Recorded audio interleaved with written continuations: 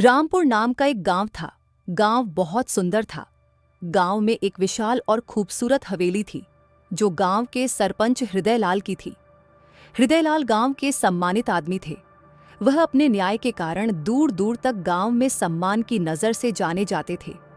हृदयलाल के परिवार में उनका बेटा अनुज था और एक बेटी सीता थी। उनका एक भतीजा ब्रजेश भी था। ब्रजेश के माँ बाप बचपन में ही गुजर गए थे। ब्रजेश का पालन पोषण उसके चाचा हृदयलाल ने ही किया था।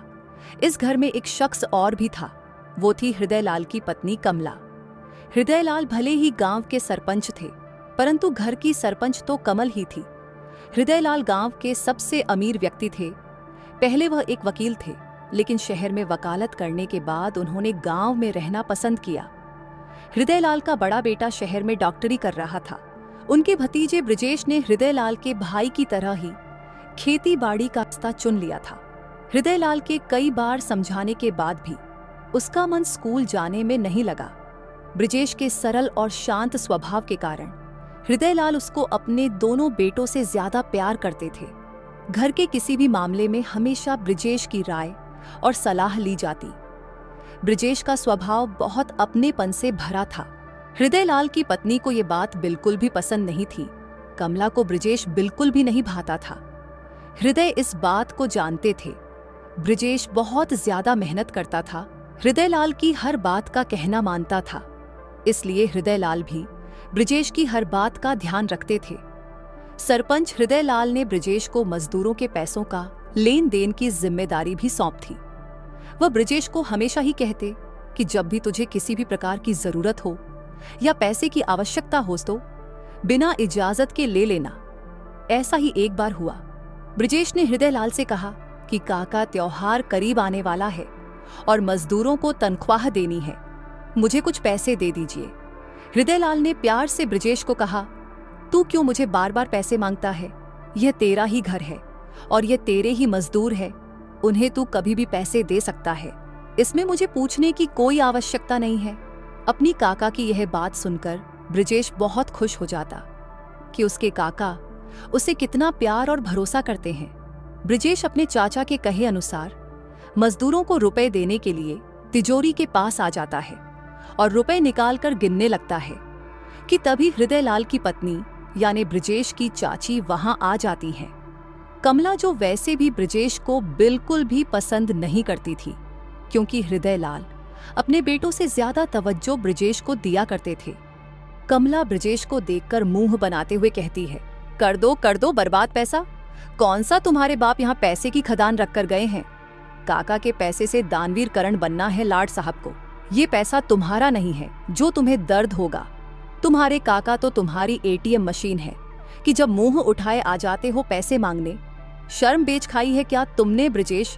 जिस दिन खुद कमाओगे तो पता चलेगा कि कितनी मेहनत लगती है पैसे कमाने में। कमला की बातें सुनकर ब्रजेश उदास होकर वहीं बैठा रह जाता है और कमला वहां से मुंह बनाते हुए चली जाती है। कमला के कहे एक एक शब्द ब्रजेश के दिल में विष बुझे तीर की तरह चुप रहे थे। उसकी आंखों में आंसू आ गए थे। ब्रजेश रुपए लेकर बाहर आ जाता है और सारे पैसे अपने काका के हाथों में रख देता है। यह देखकर काका हृदयलाल ब्रजेश से कहते हैं, क्या बात है, ये रुपए तो तुमने मुझसे मजदूरों के लिए लिए थे, तो तुम मुझे क्यों दे रहे हो?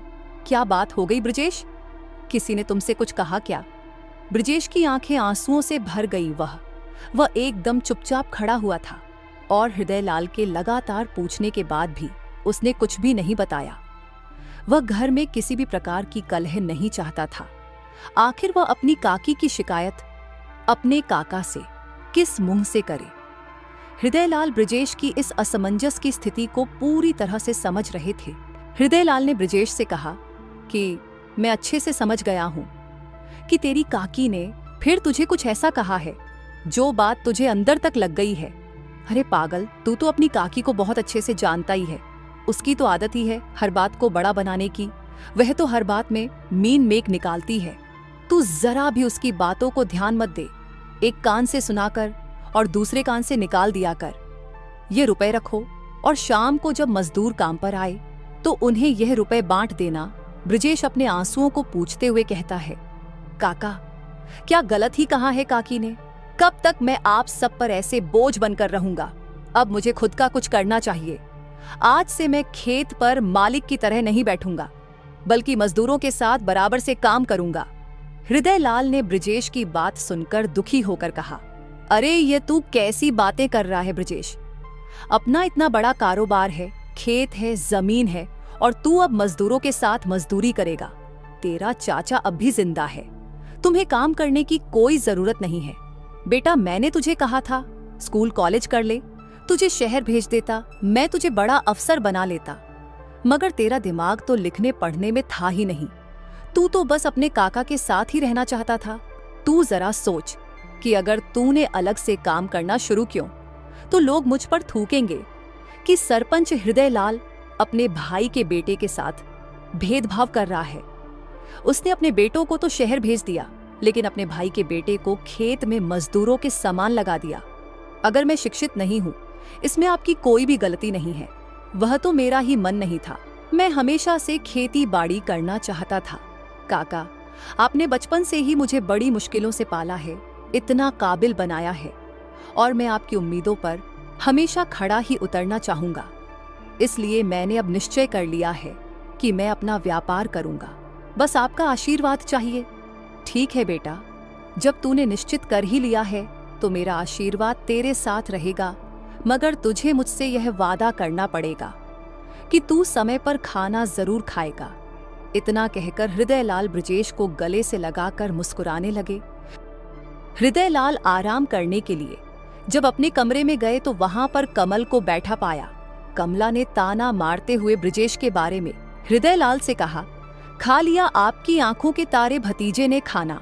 हृदयलाल ने कहा, कमल तुम क्यों ब्रिजेश के पीछे हाथ धोकर पड़ी रहती हो? मैं क्यों पीछे पड़ी हूँ? मैं भी तो भला ही चाहती हूँ ब्रिजेश का। मैं क्या गलत बोलती हूँ? आपने ही उसे अपने सर पर बिठाकर रखा है। देखना एक दिन वह आपकी पीठ के पीछे विश्वासघात करेगा। मैं तो उसकी रग रग से वाकिफ हूँ, कमला ने कसमसाते हुए कहा। हृदयलाल ने गंभीरता से कहा, देखो कमला, वह मेरे भाई का बेटा है, तुम उसे क्यों दिन रात कोसती रहती हो? कमला, आज तक ब्रिजेश ने तुमसे कभी कोई भी शब्द ऊंची आवाज में नहीं बोला।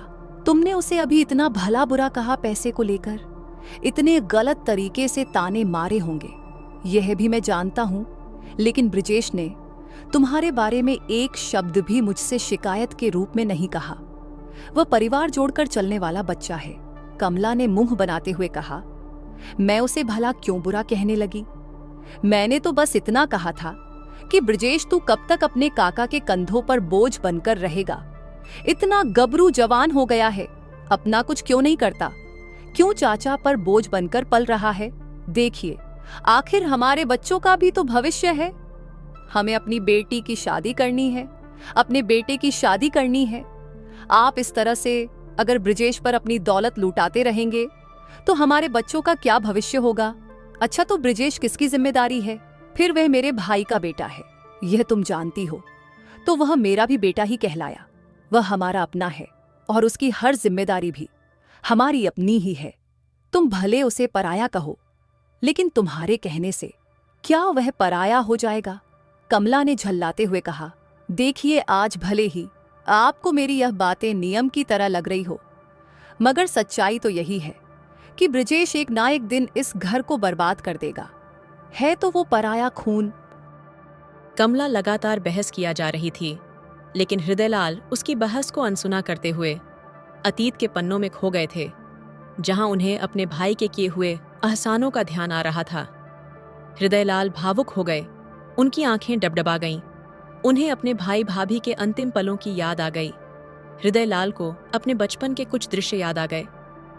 हृदयलाल अतीत से बाहर आए और अपने रुंधे गले से रोते हुए बोले, तुम क्या जानो अतीत को हम पर बीता था। जब हम छोटे थे, माँ बाप का साया सर से उठ गया था। भैया ने खुद मेहनत और मजदूरी की और मुझे आगे की पढ़ाई करने के लिए स्कूल में भेजा, इतना बड़ा आदमी बनाया। उन्होंने हमें कभी खेतों में काम नहीं करने दिया, हमेशा तकलीफों से दूर रखा। तुम्हें मैं क्या क्या बताऊं कमल, तुम यह सब सुन नहीं पाओगी और शायद समझ भी नहीं पाओगी। मुझे तो ब्रिजेश में अपने बड़े भैया की छवि दिखाई देती है। ब्रिजेश का स्वभाव बिल्कुल मेरे बड़े भाई की तरह है। हृदयलाल कहते कहते बच्चों की तरह रोने लगे। हाँ, तो कौन सी बड़ी बात है? कमला ने फिर तंज कसा। कौन सी बड़ी बात है? वो तो तुम्हारे भाई की औलाद है, तो उसके गुणगान तो तुम करोगे ही। सुनो जी ना, मैं उसकी गुलामी करूंगी और ना ही अपने बच्चों को उसका गुलाम बने दूंगी। देखो कमला, तुम इस घर की लक्ष्मी हो, इस घर की गृह स्वामिनी हो। तुम्हारे मुंह पर ऐसी बातें शोभा नहीं देती। तुम ब्रजेश को भले इतना गलत गलत कह रही हो, लेकिन देखना, एक दिन वह पूरे गांव में अपना नाम रोशन करेगा और हमारे परिवार की इज्जत को आगे लेकर जाएगा। लोग उसका आदर और सम्मान करेंगे। कमला को समझ में आने लगा कि हृदय लाल से बहस करना अब संभव नहीं, तो उसने सोने का बहाना कर दिया। हृदय लाल भी शांति चाहते थे और वह भी सुकून से सो गए। सुबह होते ही ब्रजेश खेतों पर चला गया और हृदय लाल अपने दोस्त मथुरा प्रसाद के पास उसका हालचाल लेने उसके घर चले आते हैं। ब्रजेश खेत पर हल चलाने का काम करने लगता है, तो मजदूर उसे देखकर उसके पास चले आते हैं। ब्रजेश को काम करते हुए देखकर कहते हैं, अरे छोटे बाबू, आप ये सब क्या कर रहे हैं? आप बैठो ना छांव में, हम सब लोग ये काम कर लेंगे। अरे आपको ये सब करना शोभा नहीं देता। अरे अम्मा, तुम भी तो इतनी उम्र में खेतों में मेहनत कर रही हो। तुम्हारी तरह मैं भी मेहनत करना चाहता हूँ। तुम्हारे दर्द को मैं भी महसूस करना चाहता हूँ, और यह तो अपना काम है, इसमें क्या छोटा और क्या बड़ा। मजदूरों के साथ मिलकर ब्रजेश काम करने लगता है। आपस में सभी एक साथ हंसी मजाक भी करते और काम भी करते। ब्रजेश का यह अपनापन देखकर मजदूर और ज्यादा करीब आ जाते हैं। ब्रजेश का प्यार और भरोसा देखकर मजदूर उसे अपना सुख दुख भी बांटने लगते और साथ में अपने द्वारा लाए हुए खाने को भी खाने का निमंत्रण देते। ब्रजेश किसी भी प्रकार के भेदभाव को नहीं मानता था। वह सभी के साथ बैठकर बराबरी से खाने का स्वाद लेने लगता कि तभी खेत के किनारे से एक खूबसूरत सी लड़की अपने हाथों में किताबें लेकर गुजरती है। उसका चेहरा चांद की तरह चमकदार था। उसके सुर्ख गुलाबी गाल पर उसके बालों की लट बार बार आकर उसे परेशान कर रही थी। उसके होंठ जैसे खिले गुलाब की तरह दिख रहे थे। वो इतनी लहरा के चल रही थी कि ब्रजेश उसके रूप में इस कदर खो गया कि उसे अपने आसपास के मजदूरों का भी कोई ध्यान नहीं रहा। तभी एक मजदूर अम्मा ने आकर ब्रजेश से कहा, है ना बहुत सुंदर। ब्रजेश ने अपने खोए हुए ख्याल में ही अपना सर हाँ में हिलाया कि ब्रजेश के तंद्रा टूटी। वो घबरा सा गया। तभी अम्मा ने ब्रजेश से कहा, मैं जानती हूँ तुम्हें ये लड़की भा गई है और तुम इसे अब अपने जीवन की संगिनी बनाना चाहते हो। मैं समझती हूँ कि तुम उसे लड़की को देखकर क्या सोच रहे हो। वह बहुत खूबसूरत है और साथ में ही पढ़ी लिखी भी। और तुम्हें यह बता दूं कि वह बहुत पैसे वाले परिवार की इकलौती लड़की है। वह पड़ोस वाले गांव के सेठ मथुरा प्रसाद की बेटी है। तभी पीछे से श्यामू आकर बोलता है, पढ़ी लिखी तो है, लेकिन साथ में बहुत घमंडी और नकछड़ी भी है। कल ही उसने बाजार में एक लड़के को मस्खरी करने के चक्कर में बहुत पिटवाया। ताई, अगर वो इतनी पढ़ी लिखी है और मथुरा प्रसाद की इकलौती बेटी है, तो मैं भी तो सरपंच हृदय लाल का इकलौता भतीजा हूँ और उसकी हैसियत में कहीं से कम भी नहीं हूँ। रहा रंग रूप का सवाल, तो अगर वह खूबसूरत है तो मैं भी तो रौबीला जवान हूँ। इतना कहकर ब्रजेश ताई के साथ मजाक करने लगा। ब्रजेश की बात सुनकर ताई भी मुस्कुरा गई, लेकिन फिर उसने ब्रजेश से कहा, देखो मैं समझती हूँ कि तुमने अपने मन में उसे स्थान दे दिया है और तुम अब उसे अपनी पत्नी के रूप में अपनी जिंदगी में पाना चाहते हो, मगर बेटा वह बहुत पढ़ी लिखी और शहर से वापस आई हुई लड़की है। उसकी सोच गांव वाली सोच जैसी नहीं होगी। मुझे तुम्हारी चिंता है, इसलिए तुम्हें इतना सब बोल रही हूँ। ताई की बात सुनकर ब्रजेश कहता है, ताई तुम चिंता मत करो, मैं भी एक बड़े घर का बेटा हूँ। मैं भी अच्छा पैसा कमाता हूँ। दिखने में मैं उससे कम भी नहीं हूँ। मैं कल ही जाकर उसके पिताजी से उसका हाथ मांगूंगा और बताऊंगा कि मैं उसे बहुत खुश रखूंगा। तभी श्यामू ने कहा, ब्रजेश भैया, आपने तो लंबी प्लानिंग कर ली। पहले आप काका से तो बताओ कि आपको वह लड़की पसंद है। ब्रजेश ने कहा, कह तो तू सही रहा है, लेकिन काका से मुझे डर लगता है। मथुरा प्रसाद और हृदय लाल बहुत घनिष्ठ मित्र थे और जब भी वह दोनों मिलते थे तो अपनी पुरानी यादों को ताज़ा करते थे। और सुनाओ दोस्त मधुरू, तुम कैसे हो हृदय लाल? अक्सर मथुरा प्रसाद को मधुरू कहकर बुलाते थे। सब ठीक है दोस्त, बस एक ही चिंता खाए जा रही है। बेटी सयानी हो गई है।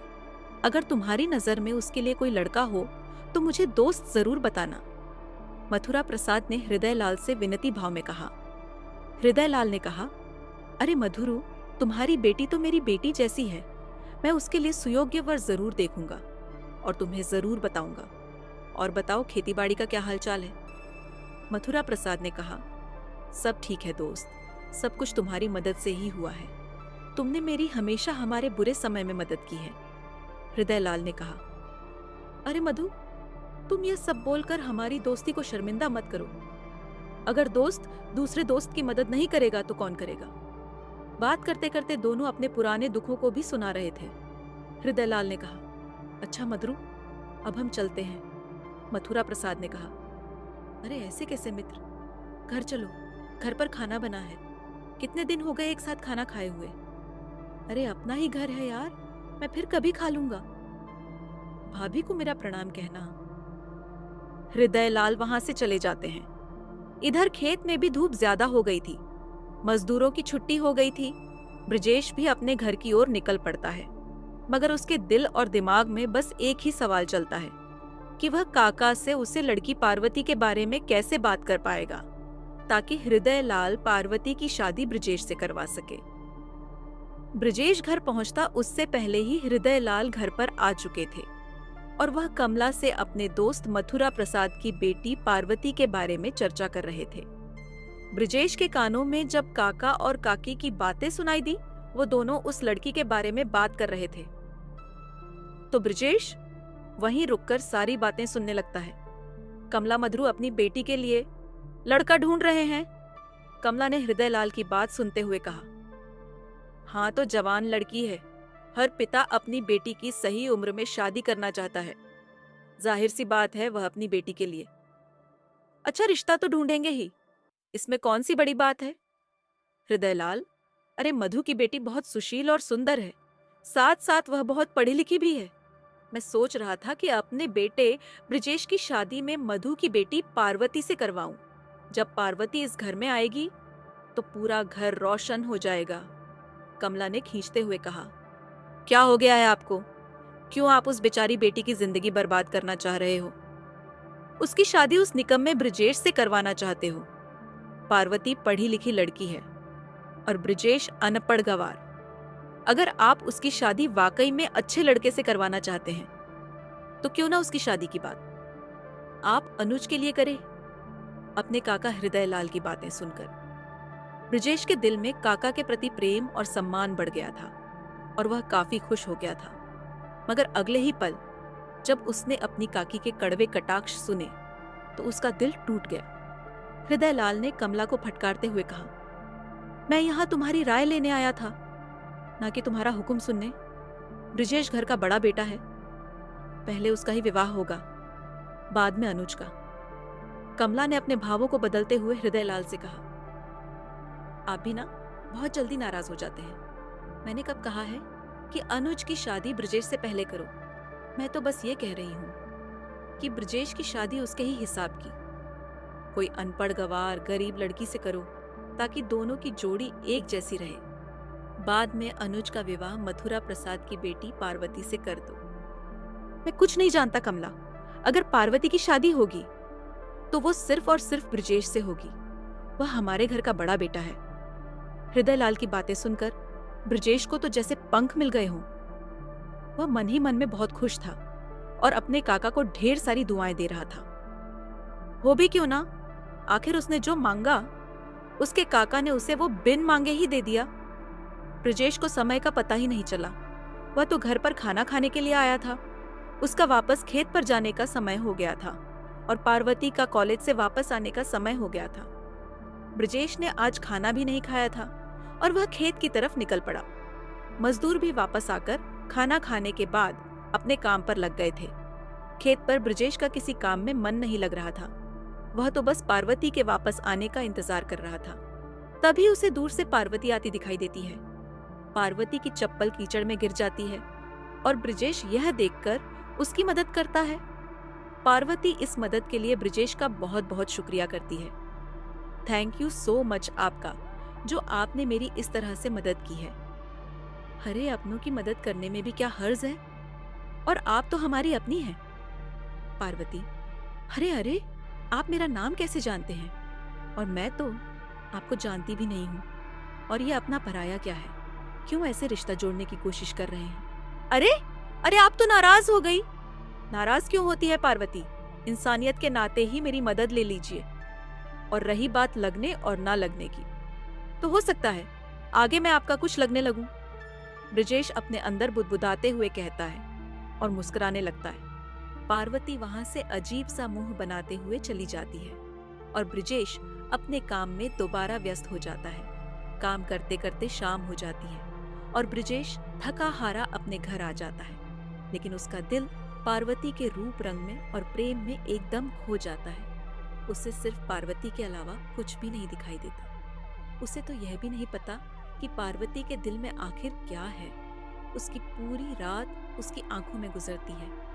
वह बिल्कुल भी नहीं सोया होता। कब रात से सुबह हो जाती है और वह नहा धोकर खेत पर वापस चला जाता है।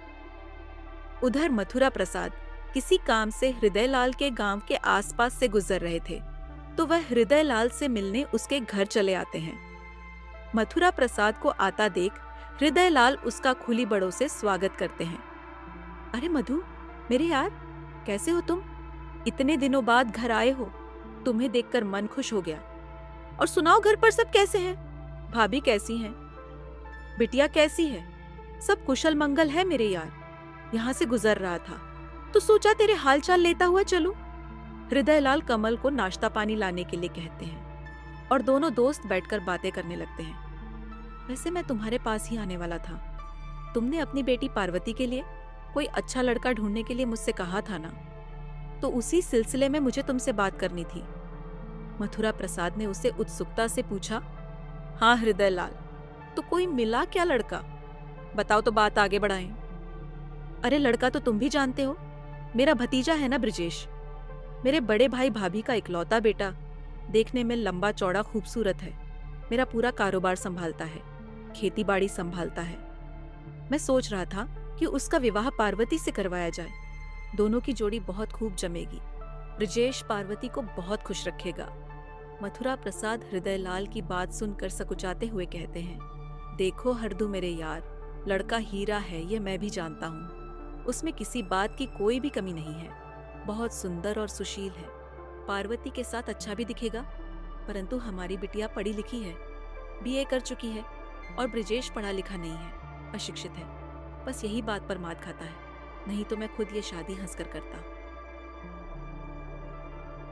हृदयलाल और मथुरा प्रसाद की बातें कमला सुन रही थी।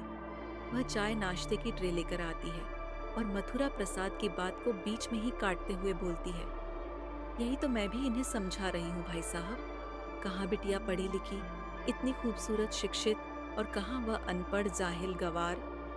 परंतु भाई साहब, यह कुछ भी कहे, मगर मैं आपको निराश और हताश नहीं होने दूंगी।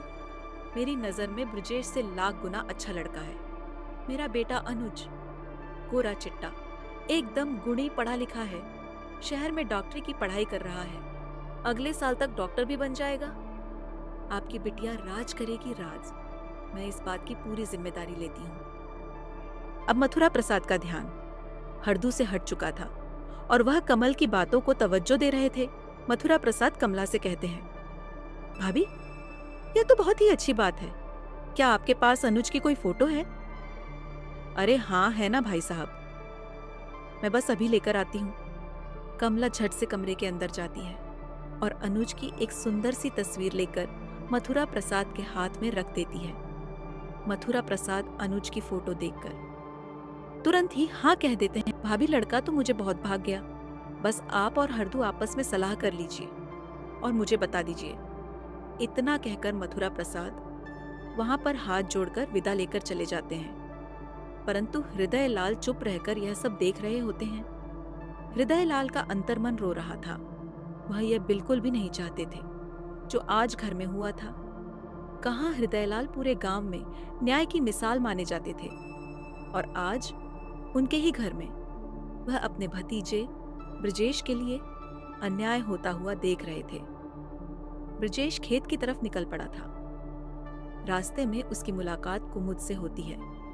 वह भोलाराम की साली है और अपनी दीदी और जीजा के यहाँ रहने आई थी। कुमुद की बड़ी बहन गर्भवती थी, इसलिए कुमुद उसकी देखभाल करने के लिए गांव में आई हुई थी। कुमुद देखने में बहुत सुंदर थी, मगर उसकी चाल चलन अच्छा नहीं था। वह अपनी हरकतों की वजह से पूरे गांव में बदनाम थी। कुमुद के दिल फेंक स्वभाव के कारण उसके पूरे गांव के लड़कों के साथ अलग अलग प्रकार के रिश्ते थे, लेकिन उसकी नजर ब्रिजेश पर थी। कुमुद ब्रिजेश को कैसे भी पाना चाहती थी। वह ब्रिजेश से प्यार नहीं करती थी, बल्कि उसके अंदर उसके प्रति हवस थी। कुमुद ब्रिजेश को पाना चाहती थी। वह ऐसा कोई भी मौका नहीं छोड़ती थी ब्रिजेश को रिझाने का। जब भी वह ब्रिजेश को अकेला आता हुआ देखती तो वह उस पर डोरे डालने लगती। आज भी कुछ ऐसा ही हुआ था। जब ब्रिजेश खेत पर काम कर कर लौट रहा था, तब कुमुद ने ब्रिजेश का रास्ता रोक लिया। अरे कहाँ जाते हो राजा? बड़े दिनों बाद दिखाई दिए। हमारी गली का तो रास्ता ही भूल गए। ऐसी भी क्या नाराजगी, कभी तो देख लो प्यार से। ऐसी भी क्या नाराजगी है जो हमारी तरफ कभी प्यार से देखते ही नहीं हो? ब्रिजेश कुमुद की बात को नकारते हुए कहता है, देख, मैं तुझे 1000 बार कह चुका हूं, मेरा ऐसे रास्ता मत रोका कर। मुझे तेरी यह हरकतें बिल्कुल भी पसंद नहीं है। मेरे रास्ते से हट जा, मुझे काम से जाने पर देरी हो रही है। हम कहाँ खड़े हैं तुम्हारे रास्ते में? तुम्हारा तो रास्ता ही हम पर आकर खत्म होता है। ब्रिजेश ने कुमुद को झटकते हुए कहा, अच्छा ऐसी बात है, इसलिए गांव के तो सारे लड़कों के रास्ते तुम पर ही आकर खत्म होते हैं, और न जाने कितने लड़कों की तुम मंजिल बनी पड़ी हो। कभी खुद से तूने सवाल किए हैं कि ये तू कैसी हरकतें करती रहती है? औरत के नाम पर कालिक हेतु। कुमुद मुंह बनाते हुए कहती है, अरे वह तो पागल परिंदे हैं जो मेरे पीछे मंडराते रहते हैं। हम थोड़ी कहते हैं कि हमारे आसपास डोलो, इसमें मेरी क्या गलती? और रही बात कालिक की, तो वह तो तुम्हारे प्यार से भूल जाएगी। एक बार मुझे अपना बनाकर तो देखो, तुझे अपना बना लूं। अरे तू तो मेरे प्यार के क्या, मेरी नफरत के भी काबिल नहीं है। मैं तो तेरी परछाई को भी अपनी परछाई पर हावी ना होने दूं। हाँ सही कह रहे हो, हमसे तो तुम बचोगे ही। हमने सुना है कि तुम उस पार्वती के आगे पीछे डोल रहे हो। वह क्या हमसे इतनी भी ज्यादा सुंदर है कि उसके रूप रंग में आकर तुम हमें ही भूल गए हो? अरे राजा, सपनों की दुनिया से बाहर आ जाओ। वह तुम्हारी औकात से ऊपर की लड़की है, पढ़ी लिखी है, तुमको घास भी नहीं डालेगी। खुली आंखों से देखे हुए सपने कभी पूरे नहीं होते राजा। देखना, पहली बात तो वह तुमसे शादी नहीं करेगी, और अगर शादी हो भी गई तो तुम जैसे अनपढ़ जाहिल गवार आदमी को छोड़कर दूसरे दिन ही चली जाएगी। फिर तो तुम्हारी जिंदगी में मेरे अलावा कोई रहेगा ही नहीं। सोच लो अभी भी ब्रिजेश राजा। ब्रिजेश गुस्से से तमतमा जाता है। ये मेरी जिंदगी है कुमुद, तुम मेरे और पार्वती के बीच में ना ही आओ तो ज्यादा बेहतर है। वह मुझे आबाद करे या बर्बाद, इससे तुम्हारा कोई लेना देना नहीं। कुमुद भी कसमसाती हुई अपने घर की तरफ चली जाती है। घर पर हृदय लाल गुस्से में खून का घुट पिए कमल की तरफ देख रहे थे, और कमल भी इतराते हुए हृदय लाल से कहती है, आप मुझे ऐसे घूर घूर कर क्यों देख रहे हो? मैंने ऐसा कौन सा पाप कर दिया? मैंने तो वही किया जो इस घर की भलाई के लिए था। कैसी भलाई? कमल, तुमने अपने बड़े बेटे के रहते हुए अपने छोटे बेटे की शादी की बात चल दी। कैसी बातें करते हैं आप? जब आपके दोस्त मथुरा प्रसाद ही आपके ब्रिजेश से पार्वती की शादी करना ही नहीं चाहते हैं, तो क्या आप उनसे जबरदस्ती पार्वती की शादी ब्रिजेश से करवाएंगे? हर पिता अपनी बेटी का सुरक्षित भविष्य चाहता है। उन्हें ब्रिजेश में वह गुण नहीं दिखे तो इसमें हमारे अनुज की क्या गलती और इसमें मेरी क्या गलती? पार्वती इतनी समझदार, पढ़ी लिखी और पैसे वाली है, भला कोई मूर्ख ही होगा जो इतनी अच्छी बहू को अपने हाथ से जाने देगा? मुझे अनुज के लिए इससे बेहतर लड़की नहीं मिलती। आप फालतू का मलाल अपने दिल में मत रखिए। कमल, तुम आ गई ना अपनी असलियत पर। मुझे पता है कि तुम पार्वती की शादी ब्रिजेश से क्यों नहीं करने देना चाहती। अगर पार्वती की शादी ब्रिजेश से हो जाती तो मथुरा प्रसाद अपनी इकलौती बेटी की शादी के लिए ढेर सारा धन संपदा और दहेज देते, जो कि ब्रिजेश को मिलता, और तुम ऐसा कभी होने नहीं देती। अब तुम पार्वती की शादी अनुज से करवाना चाहती हो तो जाहिर सी बात है कि सारी धन दौलत और दहेज तुम्हारे लाडले बेटे अनुज को मिलेगा। तुमने यह सब दहेज के लालच में किया है। कमला गुस्से से तमतमा जाती है और वह हृदय लाल से कहती है, आप तो हमेशा ही मुझे गलत साबित करने में लगे रहते हैं। आपको क्या लगता है कि मैं ब्रिजेश का बुरा चाहती हूँ? अरे जब आपका दोस्त मथुरा प्रसाद ही ब्रिजेश की शादी पार्वती से नहीं करवाना चाहते, तो क्या अब हम दोनों उनके पैर पड़े जाकर कि हमारे ब्रिजेश से अपनी बेटी की शादी कर दो? इतने बेगैरत थोड़ी है हम लोग, हमारी भी इज्जत और प्रतिष्ठा है। ठीक है, मैंने मान ली तुम्हारी बात कमल, मगर तुम ही बताओ, ब्रिजेश हमारे घर का बड़ा बेटा है। अगर उसकी शादी अनुज की बात होगी तो गांव वाले और समाज क्या कहेगा कि बड़ा बेटा घर में बैठा है और छोटी बेटे की शादी कर दी। और तो और लोग हमारी परवरिश पर सवाल उठाएंगे कि ब्रिजेश सरपंच का भतीजा है, इसलिए उन्होंने अपने भतीजे की शादी न कर कर अपनी बेटे की शादी करी। और तुम तो जानती ही हो, 100 लोग, 100 मुंह और 100 बातें लोग ब्रिजेश के अंदर कई कमियां निकालने लगेंगे कि कोई ना कोई बात तो है, इसलिए तो ब्रिजेश की शादी पार्वती से नहीं हो रही है। कमला हृदय लाल की बात को काटते हुए कहती है कि हम तो कब से कह रहे हैं आपसे कि ब्रिजेश की शादी उसी के हिसाब की कोई साधारण सी लड़की से कर दो, फिर बाद में हम अनुज की शादी पार्वती से करवा देंगे। ऐसे में ब्रिजेश का घर भी बस जाएगा और अनुज की शादी की बात भी खराब नहीं होगी। अरे कमल, लड़कियां क्या पेड़ पर लगती हैं जो झट से तोड़ ले और कर दे शादी। ब्रिजेश के लिए कोई उसके मुताबिक उसे समझने वाली लड़की ढूंढनी पड़ेगी जो आगे जाकर हमारा घर परिवार भी संभाल सके। आप ब्रिजेश के लिए लड़की की चिंता मत कीजिए, लड़की तो एकदम तैयार है, मेरी नजर में है, देखने में भी अच्छी है, पास वाले गांव की है। मैं तो कब से सोच रही हूँ कि उसका विवाह ब्रिजेश से करवा दूं। अगर आप हाँ कहें तो मैं बात आगे चलाऊं। आपको यह बात जानकर भी खुशी होगी कि वह लड़की तो ब्रिजेश को काफी पसंद करती है। रही इस हवेली को संभालने की बात, वह तो हमारे अनुज की बहू पार्वती ही कर लेगी। हृदयलाल आज अचंभित थे कि जो कमला हमेशा ब्रिजेश की बुराई करती रहती थी, आज वही ब्रिजेश की भलाई की बातें कैसे कर सकती है। हृदयलाल ने कमल के मन के अंदर झांकने का प्रयास किया और उसकी मन की स्थिति को टटोलना के लिए उससे बोले, हाँ कमल, मैं तुम्हारी बात समझ रहा हूँ, मगर इतनी भी क्या जल्दी है शादी की? आखिर हमें यह भी तो पता करना चाहिए कि लड़की कौन है, लड़की का खानदान क्या है और वह क्या करती है। लड़की पढ़ी लिखी और संस्कारी भी है कि नहीं? भोला राम की साली है ना कुमुद, वह अभी गांव में ही है, देखने में सुंदर है, कामकाज भी करना जानती है, ब्रजेश को पसंद भी करती है, दोनों की जोड़ी खूब जमेगी। कैसी बातें कर रही हो कमल, तुम्हें यह बकवास करते हुए शर्म नहीं आई? कुमुद के बारे में पूरा गांव जानता है कि वह कितनी कुटिल, आवारा और बच्चन लड़की है। यहाँ तक कि गांव का हर लड़का और हर बच्चा जानता है कि कुमुद कितनी बदतमीज और चाल चलन में कितनी खराब लड़की है, और तुम उसकी शादी हमारे बड़े बेटे ब्रजेश करवाना चाहती हो। मुझे पहले ही समझ लेना था कि तुम्हारे अंदर का जहर कभी प्यार में नहीं बदल सकता। तुम्हारी ये बातें सुनकर कमल, मुझे तो लगता है कि तुम ही ब्रजेश की सबसे बड़ी दुश्मन हो। तुम उसकी जानबूझकर जिंदगी खराब करना चाहती हो, एक ऐसी लड़की से शादी करवाना चाहती हो। हरगिज नहीं, मेरे रहते तुम ऐसा कभी नहीं कर सकती। हृदयलाल गुस्से से लाल हो जाते हैं। कमला फिर अपने त्रिया चरित्र में आकर उन्हें समझाने का प्रयास करती है कि देखिए, वह भी तो किसी के परिवार की लड़की है। हो सकता है गांव वाले उसके लिए ऊट पटांग बोलते हो, उसे भी तो शादी करने का अधिकार है। अगर हम एक गरीब परिवार की लड़की को बहू बनकर लाते हैं तो गांव में आपका मान सम्मान बढ़ेगा, और रही बात उसके बिगड़े होने की, तो घर की जिम्मेदारियां जब उसके कंधों पर पड़ेगी तो वह खुद सुधर जाएगी। कमल, मैं उससे लड़की की रग रग से वाकिफ हूँ।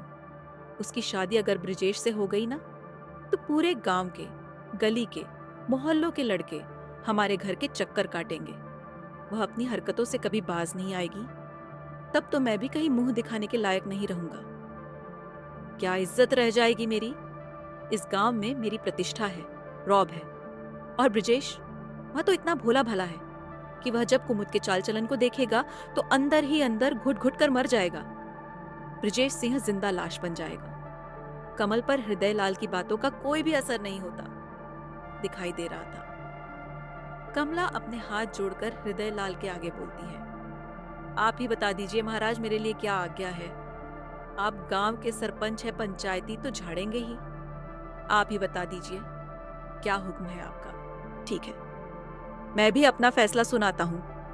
हृदय लाल ने तीखे स्वर में कमला से कहा, सुनो कमला, इस रिश्ते की बात बिना ब्रजेश की रजामंदी से आगे नहीं बढ़ेगी। अगर उसकी सहमति होगी कि वह पार्वती से शादी करना चाहता है तो मैं मथुरा प्रसाद से इस बात के लिए आगे चर्चा करूंगा।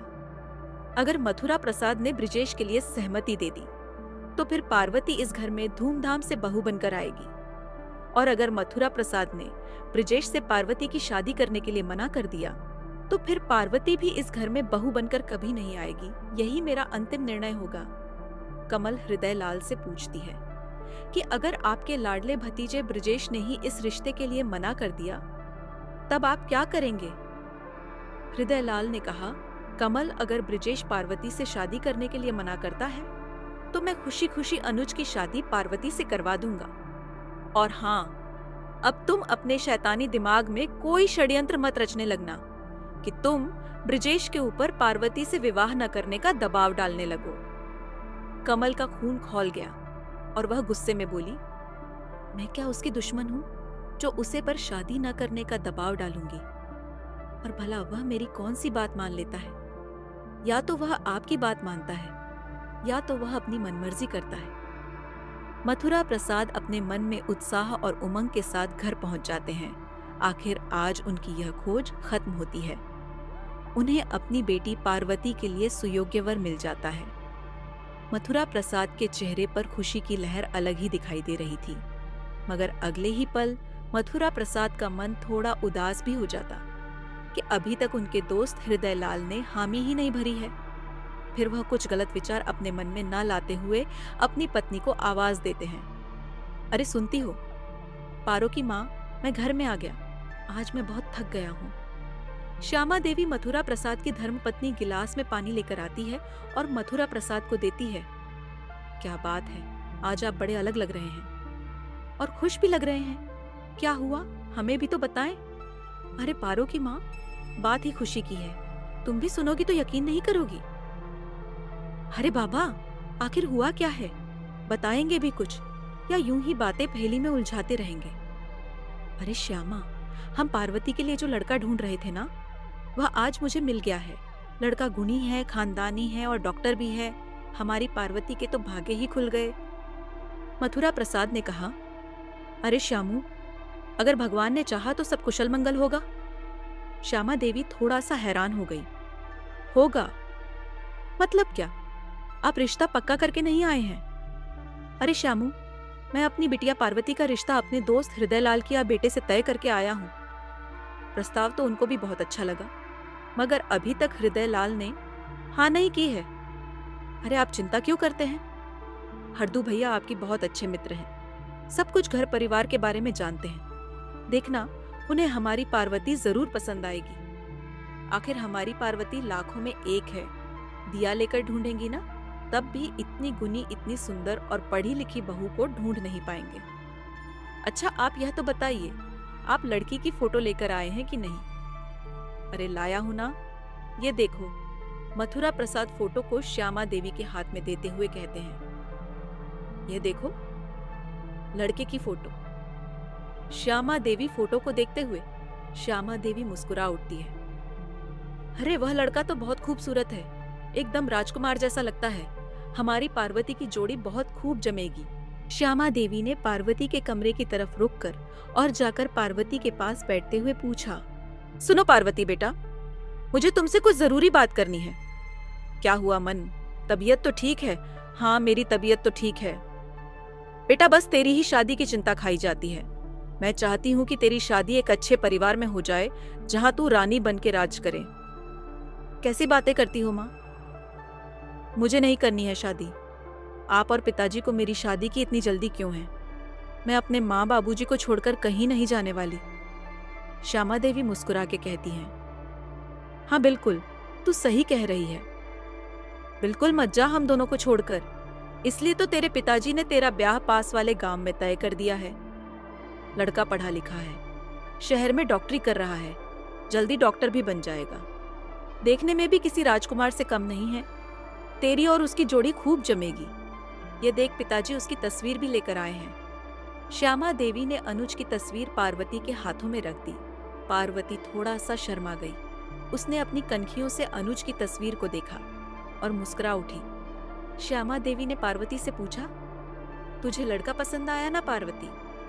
पार्वती ने अपनी माँ की चुटकी लेते हुए कहा, क्या मैं इतनी बोझ बन गई हूँ आप पर कि आप अब मेरी शादी करवा कर ही मानेंगे?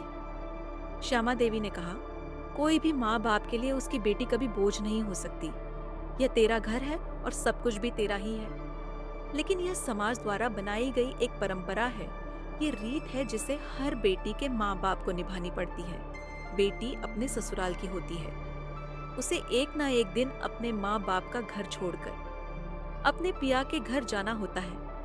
इतना सुनते ही पार्वती मुस्कुराकर वह फोटो श्यामा देवी को पकड़ाकर कहती है, जैसा आपको ठीक लगे माँ, पिताजी को जो ठीक लगे आप वैसा ही करें। मेरी स्वीकृति आपके साथ है। पार्वती को कमरे से बाहर जाता देखकर मथुरा प्रसाद उत्सुकता से श्यामा देवी से पूछते हैं, क्या हुआ श्याम? फिर क्या कहा? पार्वती ने क्या उसे यह रिश्ता मंजूर है? श्यामा देवी मुस्कुराते हुए मथुरा प्रसाद से कहती हैं, चिंता मत कीजिए, हमारी बिटिया को यह रिश्ता पसंद है। अब तो बस हरदू भैया की हाँ की देर है। फिर अच्छा सा मुहूर्त देखकर बिटिया के हाथ पीले कर देंगे। इधर ब्रिजेश खेत पर काम कर रहा था और अपने साथी के साथ अपने विवाह की बातचीत कर रहा था। ब्रिजेश को तो यह भी नहीं पता था कि वह जिस लड़की से अपनी शादी के सपना संजो रहा है वह तो अब किसी और की अमानत बन चुकी है। और पार्वती के दिल में अब अनुज के लिए प्यार उमड़ रहा था। ब्रिजेश इन सभी बातों से अनजान था। वह इतना सरल और सहज स्वभाव का था कि अपने अंदर कोई भी बात छुपा नहीं पाता और सभी से सुख दुख बांट लेता था। ब्रिजेश के पास आकर रामू उनसे पूछता है, क्या हुआ भैया, फिर आपकी विवाह की बात कहाँ तक पहुंची? काका मान गए? सब सही है रामू, काका अभी मेरे विवाह की बात चल रहे हैं। देखना, कुछ दिन में विवाह पक्का हो जाएगा और मैं तेरा मुंह मीठा जरूर करवाऊंगा। रामू मुस्कुराते हुए ब्रिजेश से कहता है, भैया भाभी के चक्कर में हम गरीबों को मत भूल जाना। हम भी आपके ब्याह में बारात में चलना चाहेंगे, धूम मचाना चाहेंगे। आखिर हमारे ब्रिजेश भैया की शादी का सवाल है। ब्रिजेश रामू से मुस्कुरा के कहता है, हाँ भाई मैं समझ गया, पहले शादी तो पक्की हो जाने दो, अभी बारात में जाना दूर की बात है। उधर पार्वती भी अपनी सहेलियों के साथ वहां से गुजरती है और अपने ब्याह की बातें अपनी सहेलियों से कर रही है। रामू ने पार्वती को देखा और ब्रिजेश की चुटकी लेते हुए कहा, भैया आपने ऐसा क्या जादू कर दिया है भाभी कि वह आपका पीछा ही नहीं छोड़ती, जहां आप रहती हो वहीं पर चली आती है। वह देखिए, अब वह आपके खेत पर चली आई है। उधर पार्वती की सहेली की चप्पल कीचड़ में गिर जाती है तो पार्वती अपनी सहेली से खेत के दूसरी तरफ चलने की बात कहती है, जहां पर ब्रिजेश खड़ा रहता है। पार्वती सहेलियों के साथ खेत पर आ जाती है तो पार्वती की सहेली ब्रिजेश से कहती है, सुनिए, मेरी चप्पल कीचड़ में सन गई है, क्या आप ये चप्पल पानी से धो सकते हैं?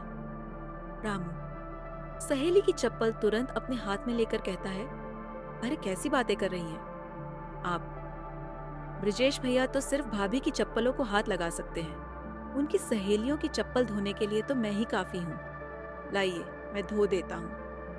इतना कहते ही पार्वती की सहेलियां पार्वती की तरफ देखती हैं। पार्वती भी तिल मिलाकर रामू से कहती हैं, ए लड़के, तुम्हारा दिमाग तो खराब नहीं है ना, जो ये ऊंट पटांग बोल रहे हो? तुम्हें पता है ना मैं किसकी बेटी हूँ? मैं सेठ मथुरा प्रसाद की बेटी हूँ। अगर पिताजी से तुम्हारे बारे में शिकायत कर दी ना तो तुम्हारी खाल खींच कर रख देंगे। पार्वती गुस्से में रामू को धमकाते हुए कहती है, अभी भी समय है, माफी मांग लो रामू। रामू भी ब्रिजेश की तरफ देखने लगता है तो पार्वती भी ब्रिजेश की तरफ देखते हुए कहती है, आपको नहीं लगता कि आपका यह मजदूर कुछ ज्यादा ही बोल रहा है? उससे बोलो कि मुझे माफी मांग ले। मैं पिताजी से कोई बात नहीं कहूंगी। ब्रिजेश ने पार्वती से कहा, ऐसा क्या गलत कह रहा है वह जो आप इतना गुस्सा कर रही हैं, आज नहीं तो कल आपसे मेरा ब्याह होने वाला है, इसलिए तो वह आपको भाभी का घर बुला रहा था। ब्रजेश की इतनी बात सुनकर पार्वती की सहेलियां जोर जोर से हंसने लगती हैं। उनमें से एक सहेली छुटकी बजाते हुए कहती है, किस ख्याल में जी रहे हो तुम? तुम्हें नहीं लगता तुम अपनी औकात से ऊपर बात कर रहे हो? इतने बड़े सेठ की पढ़ी लिखी लड़की पार्वती, उसकी शादी तुम्हारे जैसे अनपढ़ गवार से हो, यह बात तो नामुमकिन है। क्या इसी दिन के लिए पार्वती के पिताजी ने पार्वती को पढ़ाया था कि आगे जाकर तुम्हारे जैसे जाहिल के साथ ब्याह दी जाए? पार्वती अपनी सहेलियों को चुप होने के लिए कहती है। वह अपनी सहेलियों को डांटती है कि कुछ भी हो, मगर किसी का इस तरह से मजाक बनाना अच्छी बात नहीं है। यह हमारे संस्कारों पर प्रश्न उठाने वाली बात हो जाएगी। पार्वती ब्रजेश की तरफ देखते हुए कहती है कि देखिए, आपके साथ कोई बड़ा मजाक हुआ है या आपको कोई बहुत बड़ी गलतफहमी हुई है। मेरी शादी तुमसे कभी नहीं हो सकती। मेरी शादी मेरी मर्जी से होगी और वह मेरे पसंद के लड़के से होगी जो कि तुम नहीं हो। मेरे पिताजी ने मेरी शादी मेरे पसंद के लड़के से तय कर दी है। लड़का सुंदर है, खूबसूरत है, पढ़ा लिखा है और उसका नाम। तभी पार्वती की सहेली पार्वती को बीच में ही रोक कर कहती है, तुम इस अजनबी आदमी को अपनी शादी के बारे में क्यों बता रही हो? न जाने इसकी नीयत में क्या हो सकता है। तुमसे यह तुम्हारी पूरी अंदर की बात जानने के लिए बात कर रहा हूँ। तुम इस तरह से किसी का भरोसा करके कुछ भी नहीं बता सकती। जब शादी होगी तो खुद पता चल जाएगा। अभी चलो, घर चलते हैं, काफी देर हो गई है। पार्वती अपनी सहेलियों के साथ वापस घर चली जाती है। इधर ब्रजेश के अरमान जैसे चकनाचूर हो जाते हैं।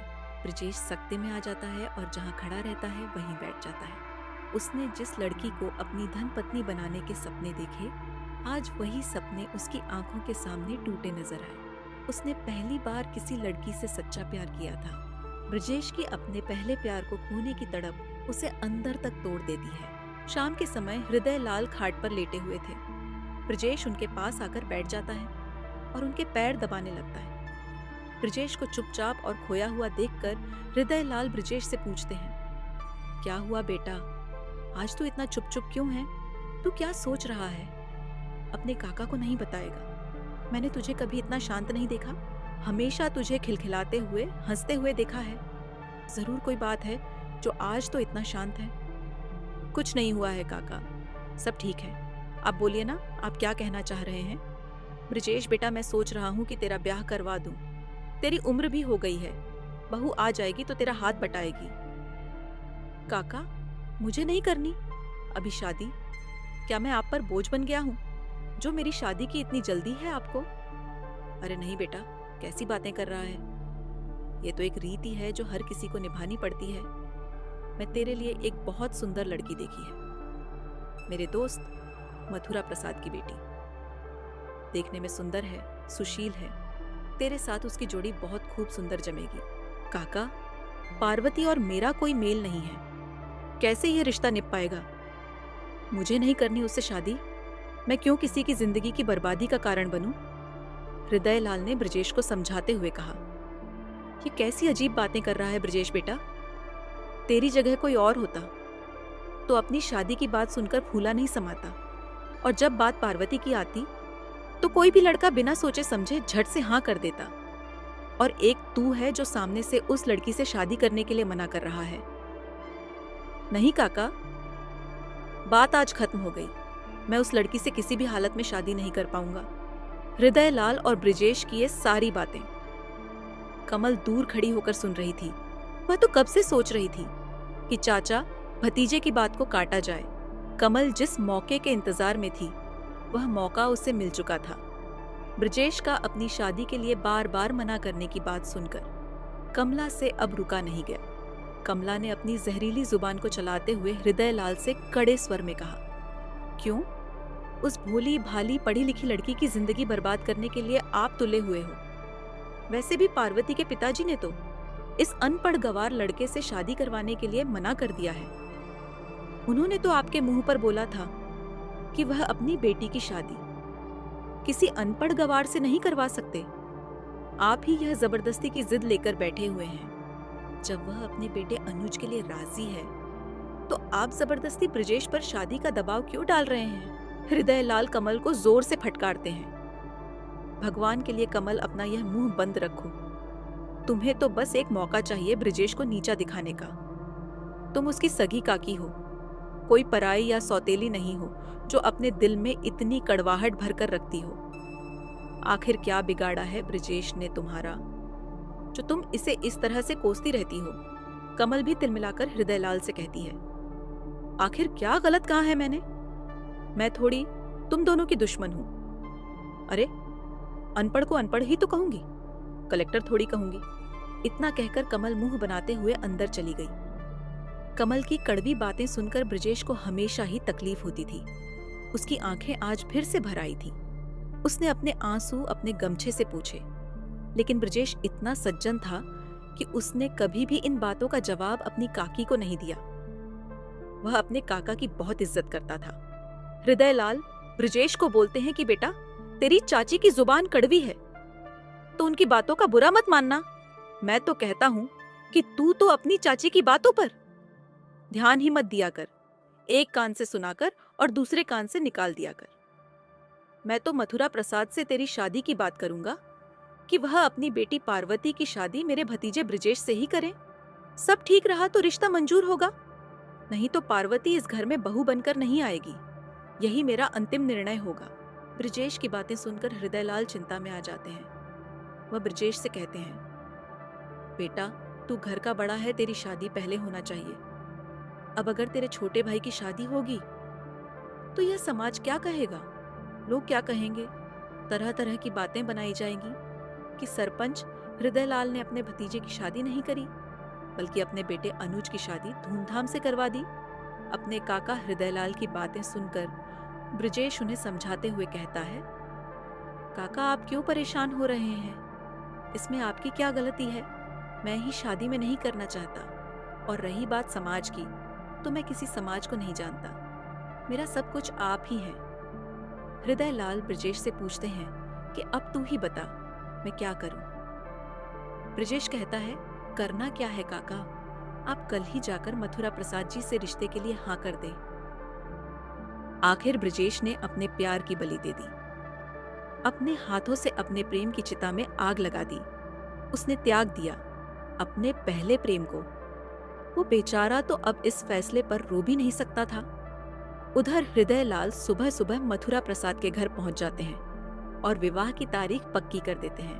अनुज और पार्वती का विवाह पक्का हो जाता है और शादी की तारीख 1 महीने बाद निकलती है। समय अपनी गति से भागता रहता है। शादी की तैयारी में 15 दिन बीत जाते हैं। मथुरा प्रसाद और हृदयलाल आसपास के गांव में अपने रिश्तेदारों में शादी के कार्ड के माध्यम से शादी का न्योता भिजवाते हैं। धीरे धीरे आसपास के पूरे गांव में अनुज और पार्वती ब्याह के चर्चे होने लगते हैं। एक दिन हृदयलाल आंगन में बैठे हुए थे तो डाकिया हृदयलाल के पास आकर कहता है, राम राम सरपंच जी, अनुज बाबू का तार आया है। हृदयलाल तार ले लेते हैं। अनुज ने संदेश में लिखा था कि उसे कॉलेज की फीस भरनी है, 50,000 रुपयों की जरूरत है। पिताजी आप रुपए मनी ऑर्डर मत करिएगा, उसमें बहुत देर हो जाएगी। आप पैसे ब्रिजेश भैया के हाथों से भिजवा दीजिए। हृदयलाल को अनुज की यह बात कुछ हजम नहीं होती। वह मन ही मन सोचते हैं कि अभी तो मैं अनुज को कॉलेज के लिए रुपए भेजे थे, इतनी जल्दी उसे फिर से रुपयों की आवश्यकता क्यों पड़ गई, वह भी इतनी बड़ी रकम की। हृदयलाल ब्रिजेश को बुलाते हैं और उसे 50,000 रुपये दे देते हैं। ब्रिजेश तू शहर जाकर यह पैसे अनुज को दे देना। इस बहाने तू देख लेगा कि तेरा भाई अपनी डॉक्टरी की पढ़ाई अच्छे से कर रहा है कि नहीं। और हाँ, तू इतने समय बाद शहर जा रहा है, इस बहाने तू शादी के लिए कुछ नए कपड़े ले लेना और हो सके तो शहर भी घूम लेना। ब्रिजेश शहर की तरफ निकल पड़ता है। तभी वहां पर कुमुद उसका रास्ता रोककर खड़ी हो जाती है। अरे कहाँ जाते हो राजा? कुमुद ने इतराते हुए कहा। ब्रिजेश ने कुमुद को देखकर अनदेखा कर दिया। कुमुद ने फिर जोर से कहा, देख लिया ब्रिजेश बाबू, तुम्हारे साथ कितना बड़ा धोखा हुआ है। ब्रिजेश ने गुस्से से कुमुद की तरफ देखा और कहा, मैं तुझे 1000 बार बोल चुका हूँ, मेरा रास्ता इस तरह से मत रोका कर, और मेरे पास तेरी यह सब बकवास सुनने का समय नहीं है। कुमुद ने इतराते हुए कहा, सही कहते हो ब्रिजेश बाबू, सच्चाई कड़वी होती है, हर कोई नहीं सुन सकता। कितना भरोसा करते थे तुम अपने काका पर, आज उन्हीं ने तुम्हारे साथ विश्वासघात किया। कर दी ना पार्वती की शादी अपने बेटे से तय। अब देखो ना, तुम्हें कितनी तकलीफ हो रही होगी और तुम्हारा कोई ख्याल भी नहीं रखता होगा। इसलिए तो मैं बार बार तुम्हारे रास्ते में आ जाती हूँ। मैंने तो कई बार कहा था कि पार्वती पढ़ी लिखी लड़की है और तुम ठहरे अनपढ़ गवार, कहाँ से मेल होता। कर दिया ना मना पार्वती ने। जिन बातों को ब्रिजेश भुलाना चाहता था, आज उन्हीं बातों को कुमुद ने फिर से हरा कर दिया। ब्रिजेश जब भी पार्वती का नाम सुनता, उसका मन उदास हो जाता। यह तो उसका दिल ही जानता था कि उसने खुद को किस तरह से संभाल कर रखा है। ब्रिजेश कुमुद को जोर से धक्का देकर हटता है। देख कुमुद, मुझे तेरे फालतू ज्ञान की आवश्यकता नहीं है। अगर आगे से तूने कभी मेरा इस तरह से रास्ता रोका तो याद रखना, मुझसे बुरा कोई नहीं होगा। ब्रिजेश वहां से सीधा शहर की तरफ निकल जाता है। ब्रिजेश को शहर गए 3 दिन हो जाते हैं और गांव में हृदय लाल और मथुरा प्रसाद के यहाँ शादी की तैयारी शुरू हो जाती है। घर में सभी लोग खुश थे, लेकिन हृदय लाल अभी भी अंदर से उदास थे। कमला कहती है, घर में शादी है और आप यूं ऐसे उदास बैठे हुए हैं, क्या आप खुश नहीं हैं शादी से? हृदय लाल ने कहा, खुश तो हूं कमला, बस मुझे ब्रिजेश की चिंता है। अनुज और पार्वती की शादी हो जाएगी और हम दोनों तो बूढ़े हो ही रहे हैं। ब्रिजेश तो एकदम अकेला हो जाएगा, क्या होगा उसका हमारे बाद? मेरी बस आखिरी इच्छा यही है कि मेरे मरने के पहले ब्रिजेश का भी घर बस जाए। हृदय लाल की बातें सुनकर कमला उनके पास आकर बैठती है और बोलती है, कैसी बातें कर रहे हैं आप? मरे आपके दुश्मन। ब्रिजेश देखने में अच्छा है, मेहनतकश है, वो अपनी जिंदगी आसानी से जी लेगा। रही बात उसकी शादी की, तो अनुज और पार्वती की शादी हो जाने दो, उसके बाद कोई अच्छी सी लड़की देखकर उसका भी ब्याह कर देना। आज पहली बार हृदय लाल को कमल की बात पर गुस्सा नहीं आ रहा था। तभी अचानक मथुरा प्रसाद को सामने से आता देखकर हृदय लाल कमल को कुर्सी लाने के लिए अंदर भेज देते हैं। अरे आओ आओ मधु, कैसे हो मेरे यार? मथुरा प्रसाद ने हृदय लाल की बात सुनकर कहा। यार मत कहो हरदू, समधी जी कहो, समधी जी। इतना कहकर दोनों जोर जोर से हंसने लगते हैं। हृदय लाल मथुरा प्रसाद को चाय पीने का आग्रह करते हैं। मथुरा प्रसाद हृदय लाल को यह कहकर मना कर देते हैं कि अब तो वह तभी इस घर का चाय पानी पिएंगे जब उनकी बेटी इस घर में बहू बनकर आ जाएगी। मथुरा प्रसाद की बात सुनकर हृदय लाल अपनी दोस्ती का हवाला देते हैं। अरे मधु, तू मेरा दोस्त है यार, इस नाते तो चाय पी ले। चाय पीते पीते मथुरा प्रसाद अनुज के बारे में हृदय लाल से पूछते हैं। दामाद बाबू कहीं नजर नहीं आ रहे। हृदय लाल मथुरा प्रसाद से कहते हैं, अनुज शहर से आता ही होगा, मैंने ब्रिजेश को भेजा है अनुज को साथ लाने के लिए। तुम क्यों चिंता कर रहे हो, आज या कल में ब्रिजेश और अनुज आते ही होंगे। मथुरा प्रसाद और हृदय लाल आपस में ढेर सारी बातें करते हैं, कुछ शादी से संबंधित और कुछ अपनी पुरानी बातें। तभी सामने से ब्रिजेश आता हुआ दिखाई देता है। ब्रिजेश को आता देख मथुरा प्रसाद और हृदय लाल खुश हो जाते हैं। हृदय लाल खड़े होकर ब्रिजेश से पूछते हैं, कैसा रहा सफर ब्रिजेश, तूने शहर घुमा कि नहीं? और ये अनुज कहाँ है, दिखाई नहीं दे रहा। ब्रिजेश चुपचाप अपना सर झुकाए हुए खड़ा था। काका हृदय लाल के दोबारा पूछने पर वह उन्हें हाथ पकड़कर अंदर कमरे की तरफ ले जाता है और पूरी घटना बता देता है। जिस घर में शादी की धूमधाम थी, आज उसी घर में सन्नाटा छा गया था। आखिर क्या वजह थी जो खुशियों का माहौल खामोशी में बदल गया? आखिर क्या हुआ अनुज के साथ? वह ब्रिजेश के साथ गांव क्यों नहीं आया? क्या अनुज पार्वती से शादी नहीं करना चाहता? क्या ब्रिजेश पार्वती से शादी करेगा? कहानी के अगले भाग को देखने के लिए और सुनने के लिए सब्सक्राइब कीजिए आर्शिमम स्टोरी को।